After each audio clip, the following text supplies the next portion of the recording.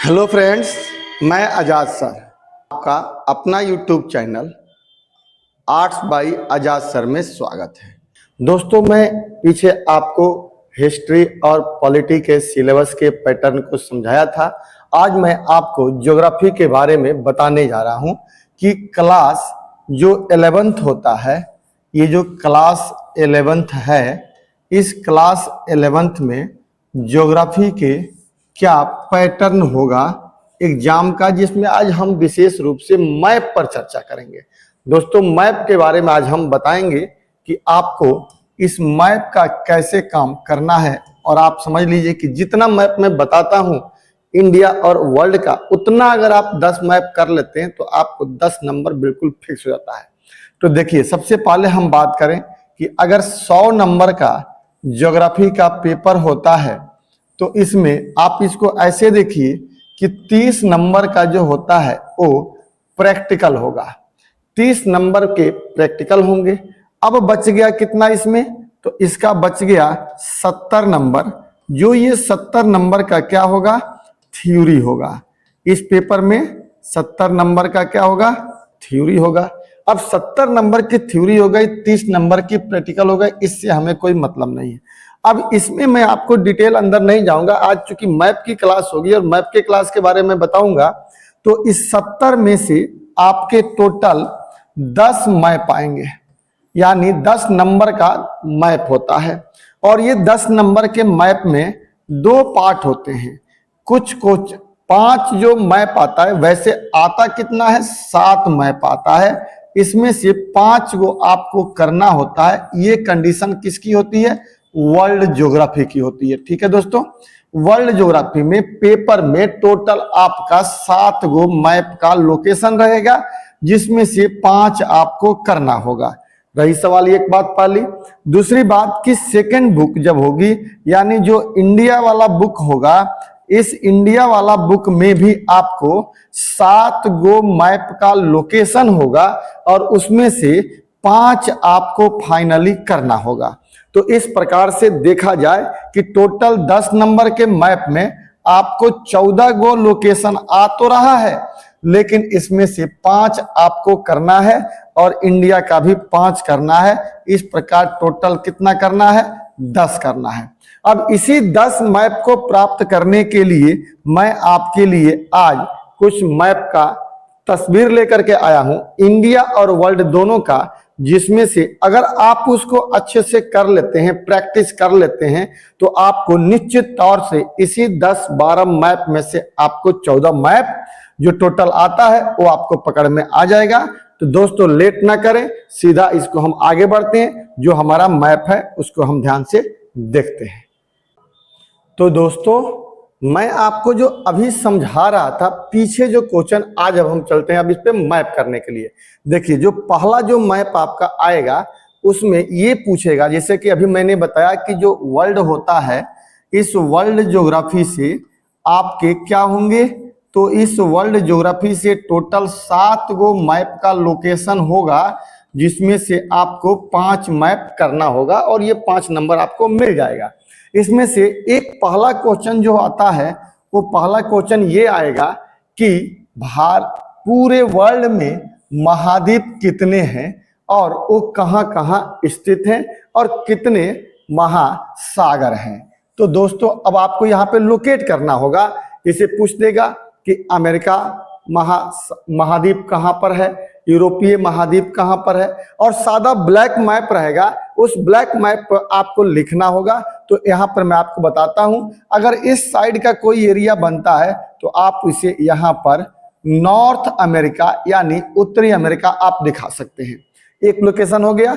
नीचे में जो यहाँ नीचे में जो ये एरिया दिया गया है, ये आपका साउथ अमेरिका यानी दक्षिणी अमेरिका का पार्ट हो गया। एक पार्ट ये हो गया।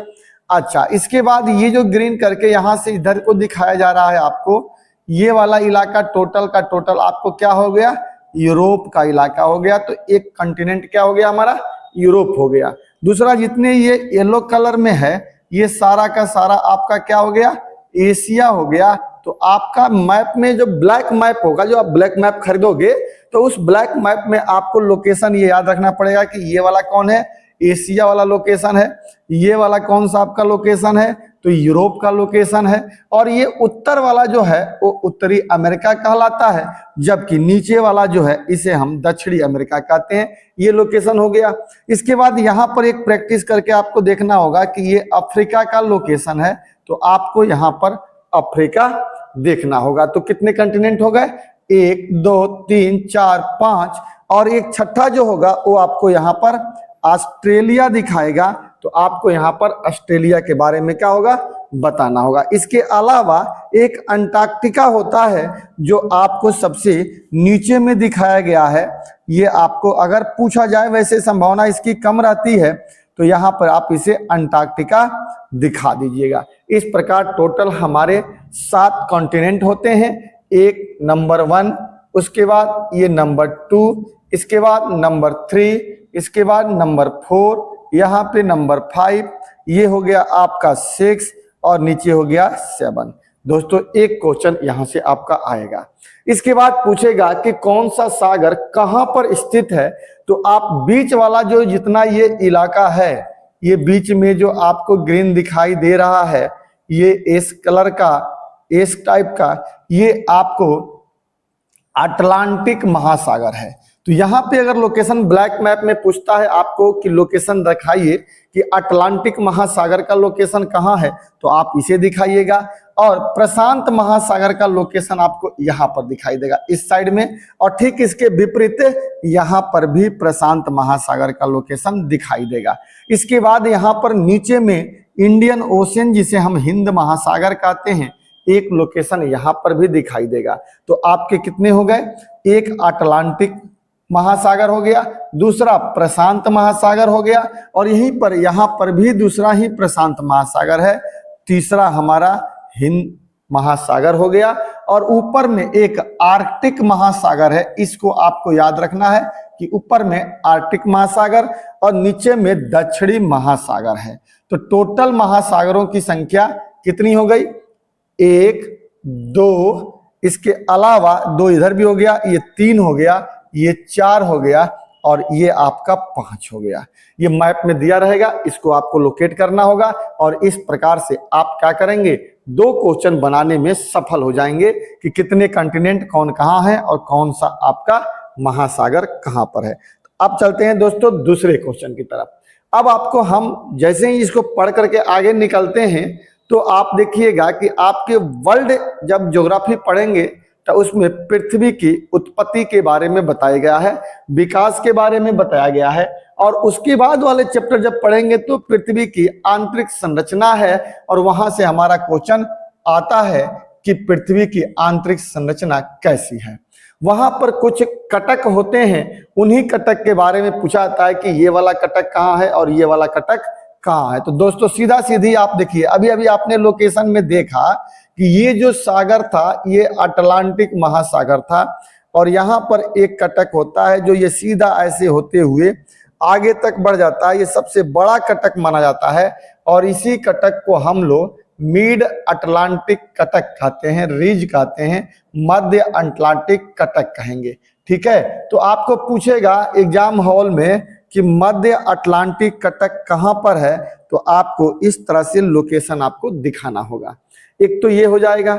इसके अलावा आपका पूछेगा रिंग फायर, पूछेगा कि रिंग फायर कहाँ पाया जाता है, तो आप दोस्तों ये सीधा सीधी बताइएगा कि रिंग फायर जो है वो आपको कहाँ पाया जाता है। तो रिंग फायर जो है आपको प्रशांत महासागर में पाया जाता है। ये पीले कलर का जो है ये प्रशांत महासागर में ज्वालामुखी पर्वत का एरिया है, वलय है, यहाँ पे ज्वालामुखी पर्वत है। वैसे भी मैं बताता हूँ कि सबसे ज्यादा ज्वालामुखी उद्भव कहाँ होता है, प्रशांत महासागर में है। तो इधर ये एक रिंग हो गया, और यहाँ पर भी प्रशांत महासागर में ये ज्वालामुखी का सबसे इलाका है। सबसे ज्यादा ज्वालामुखी का जो है यही क्षेत्र पड़ता है जहां पर पाया जाता है। ठीक है दोस्तों, इसके बाद एक यहाँ पर हवाई द्वीप का कटक यहाँ पर पड़ता है मिड टर्म, एक प्रशांत महासागर में ये कटक पड़ता है। आपको 2-3 बार प्रैक्टिस करने की जरूरत है। जो आप बहुत अच्छी तरह से अपने ब्लैक मैप पर इसको प्रैक्टिस करिएगा। तो एक अटलांटिक कटक हो जाएगा, एक प्रशांत महासागर का कटक होगा। रिंग फायर पूछता है तो रिंग फायर इधर पड़ता है और इधर प्रशांत महासागर में पूछता है। उसके बाद एक यहाँ पर कटक पड़ता है जो नीचे में मिड टर्म का ही होता है। इस तरह से आपको 3 ही चीज इसमें याद करना है, इसी में से कोई एक क्वेश्चन आपका आएगा। इसके बाद हम आगे चलते हैं दोस्तों। अगला हमारा आता है प्लेट, जो हमें प्लेट पढ़ना होता है। संसार की सबसे बड़ी बड़ी प्लेटें कौन सी होती है? तो सबसे बड़ी प्लेटों की संख्या हमारे यहाँ 8 है और छोटे मोटे प्लेटों की संख्या जब हम पढ़ेंगे तो कम से कम 200 पड़ता है और ये हमें आपको फर्स्ट बुक में ही पढ़ाना होता है। किसका? फर्स्ट बुक में आपको पढ़ने को मिलेगा। अब देखिए इसमें सबसे महत्वपूर्ण जो होता है वो आपका एक प्लेट है जिसको हम लोग यूरेशिया प्लेट कहते हैं यहाँ पर। अब देखिए ये प्लेट यूरेशिया का कहां से कहां तक है? ये पूरा यहां से लेकर के फैला हुआ ये एरिया पड़ता है। यहां से लेकर के इस एरिया में आपका यूरेशिया का प्लेट पड़ेगा, जिसे हम यूरोप और एशिया के नाम से जानते हैं। इसी को हम यूरेशिया प्लेट कहते हैं। आपको सिंपल सा आएगा कि यूरेशिया प्लेट कहाँ है, तो आप इस एरिया में क्या करिएगा, अपना दर्शा दीजिएगा। इसी को हम यूरेशिया प्लेट कहेंगे। ठीक है दोस्तों, एक क्वेश्चन यहां से बन गया। और इसके बाद यहां पर एक क्वेश्चन और आता है, वो है हमारा कि अमेरिका का, तो इसको हम कहते हैं उत्तरी प्लेट कहते हैं। ये अमेरिका का उत्तरी प्लेट है जो यहां से लेकर के यहां तक आपका पड़ता है। सिंपल ही क्वेश्चन आता है कि उत्तरी प्लेट को दर्शाइए, तो आप इसे उत्तरी अमेरिकी प्लेट दर्शा दीजिएगा। इसके बाद बीच में यहाँ पर कैम्ब्रियन प्लेट पड़ता है, एक यहाँ पे, और यहाँ पे कोको प्लेट पड़ता है, इसको दर्शाना होता है। और फिर यहाँ पर नजक प्लेट है जो आपको यहाँ पर दिखाना पड़ेगा। इतने से ही, और इधर वाला आपका क्या पड़ जाएगा, पैसिफिक प्लेट हो जाएगा। अफ्रीका वाले को अफ्रीकन प्लेट कहेंगे, इंडियन वाले को इंडियन प्लेट कहेंगे। और इधर पैसिफिक प्लेट होगा जो प्रशांत महासागर में पाया जाएगा। और जो ऑस्ट्रेलिया वाला होगा उसको हम ऑस्ट्रेलियन प्लेट कहेंगे। इस प्रकार से आपको टोटल मिला करके 5 से 4 प्लेट हैं जो आपको याद करने हैं और यहीं से आपके क्वेश्चन बनेंगे। ठीक है, इस तरह से आपको क्या होगा, यहाँ पर सही होगा। अब देखिए आगे आता है हमारा क्वेश्चन कि दुनिया में सागर क्या होता है, मरुस्थल होते हैं। ये आपका एक क्वेश्चन पूछा जाता है कि गर्म मरुस्थल और ठंडा मरुस्थल कौन कौन सा है। इसमें पीले कलर का जो दिखाई दे रहा है, यानी अमेरिका में जो यहाँ पर आप एक लोकेशन दिखाओगे इस तरह से, तो यहाँ पर जो होगा ये आपको मोजेव जो है ये एक गर्म प्लेट का क्या है, उदाहरण है। इसी तरह से सहारा मरुस्थल के बारे में तो हर कोई जानता है, जो अफ्रीका का जो उत्तरी हिस्सा होता है इसी को हम क्या कहते हैं, सहारा मरुस्थल कहते हैं। ये सहारा मरुस्थल एक गर्म का उदाहरण है। इसके अलावा हिंदुस्तान में, इंडिया के राजस्थान में एक थार जगह है, थार, और वहीं पर हमारा प्लेट वो क्या है, गर्म मरुस्थल पाया जाता है राजस्थान में। ये हो गए। फिर से आपको ऑस्ट्रेलिया में भी गर्म मरुस्थल का एग्जाम्पल देखने को मिल जाएगा। तो गर्म और ठंडा दो होते हैं।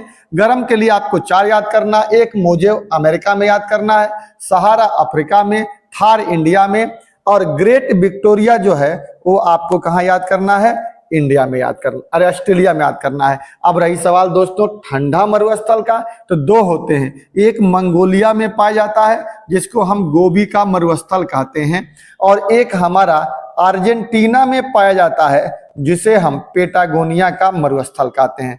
पेटागोनिया का मरुस्थल हो या गोबी का मरुस्थल हो, ये दोनों ही मरुस्थल आपको क्या होते हैं, ठंडा मरुस्थल है। जबकि ये मोजेव, सहारा, थार और ग्रेट विक्टोरिया गर्म मरुस्थल का उदाहरण है। इसको आपको ब्लैक मैप पे प्रैक्टिस कराना होगा।